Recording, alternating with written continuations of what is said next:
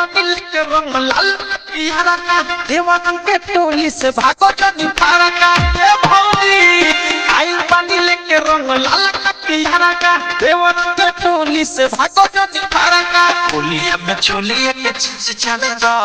मुझे पीछे कहानी सारे फंदा दो गोरेला गोर गोर दोनों गले दो होली खाले दो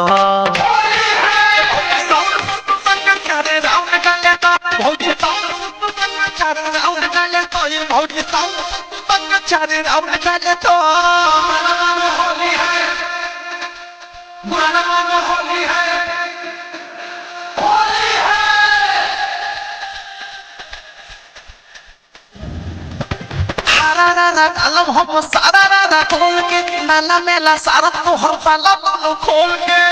सुन लो हरा रारा अलम हम सारा रारा खोल के नाला मेला सारा तो हम पाला दोनों खोल के फिर से होई जो बना के तीर ढाले दो हमारा के कौम नहीं मजा डाले दो और साले दे तो ये हुसाल दो हो निकाले दो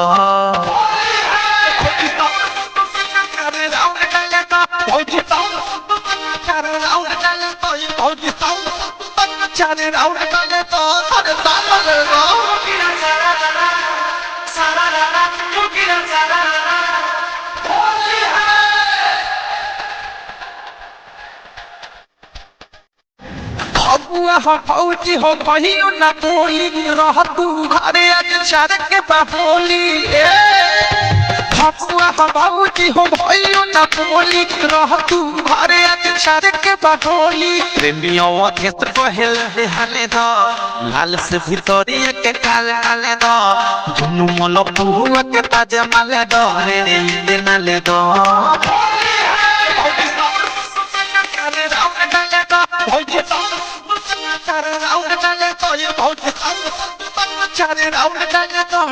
रंग लाल का पियारा का देवानंद चोली से भागो जनी फारा का होलिया में चोलिया के चीज चले दो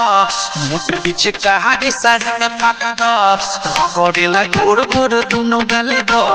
होली खाले दो